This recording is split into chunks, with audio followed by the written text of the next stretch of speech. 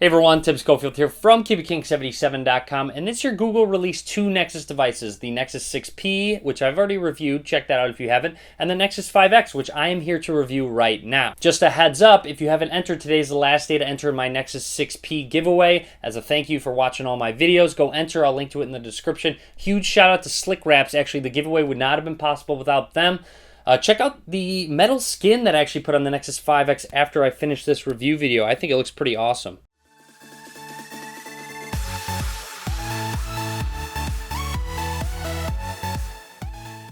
LG manufactured the Nexus 5 a couple years ago, and now they've manufactured the Nexus 5X. Let's first go ahead and talk about design.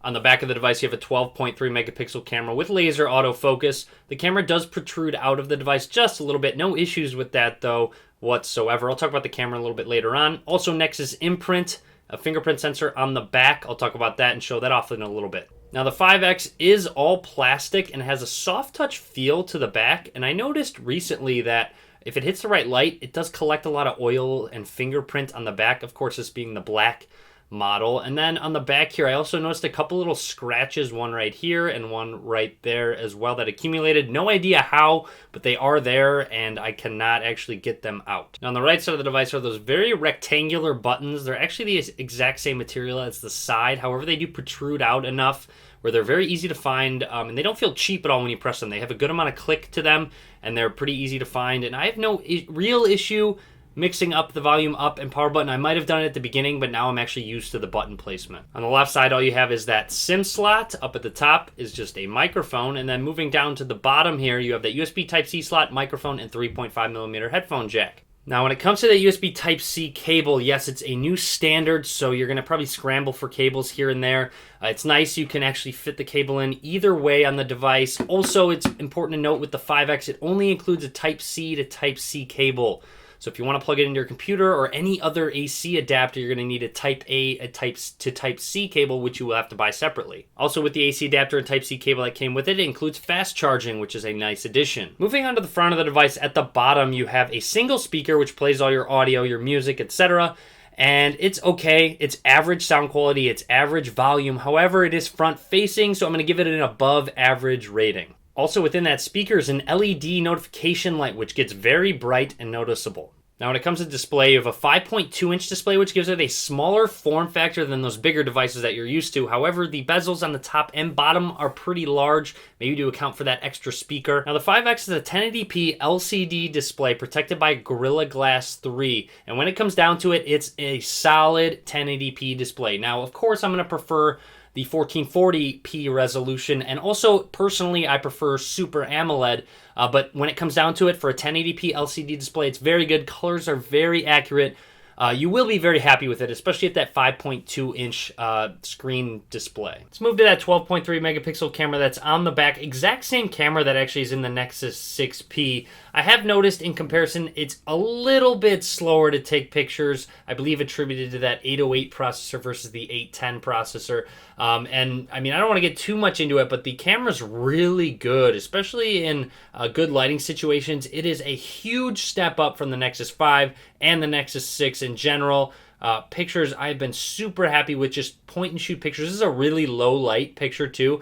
Low light pictures can get a little grainy, but that's kind of expected, but they have an HDR auto mode, HDR plus mode that actually works really well. But I mean, I can't really say much more. It's not the best out there. The S6 Note 5 cameras is better. I would say the G4s is better as well, but this camera is still up there as a top camera out there. As I said in my 6P review, there's no optical image stabilization, which means when you video record, it can get a little jumpy if you have some movement going on with the camera. When it comes to battery life, the Nexus 5X has a 2700 milliamp hour embedded battery, and battery life has just been average. I get around 3 hours and 25 minutes screen on time, for those of you wondering. You'll see here it was only 3 hours and 7, but it went up to 3 hours and 50 one day. I have noticed Doze works really well, actually, when you're not using the device. If I don't charge it overnight and forget to charge it, it only loses about 2 to 4% battery, maybe 2 to 3 actually. So overall, that extends battery life if you're not using it. However, if you are using it, battery life is just average with that screen on time. Now, when it comes to performance, I get an occasional inexplicable lag, maybe once a day, maybe twice a day. And it really makes no sense because sometimes it's just doing basic tasks. Animations get pretty jittery. You'll see right now it's very smooth while running through things. I don't really know what's causing the random lag, but it's kind of unacceptable. The 5X actually stood for, the X stood for the core of the Nexus brand is what Google said. And for something that stands for the core of the Nexus brand, I just don't see a reason that this kind of lag should happen. I understand occasional lag, it's more of a budget device, it's fine. But with a Snapdragon 808, it might be coupled with that 2 gigabytes of RAM that's causing it, but it almost deters me from recommending this device to people just because of how much it's actually happening. Now, when it comes down to high-end gaming, I really don't notice any lag whatsoever while playing these games. When it comes down to it, the only time I really notice lag is just kind of when I'm multitasking or just doing some basic tasks. It's really random. Of course, it being a Nexus device, it's going to run stock Android. So at the moment, it is on Android 6.0 Marshmallow.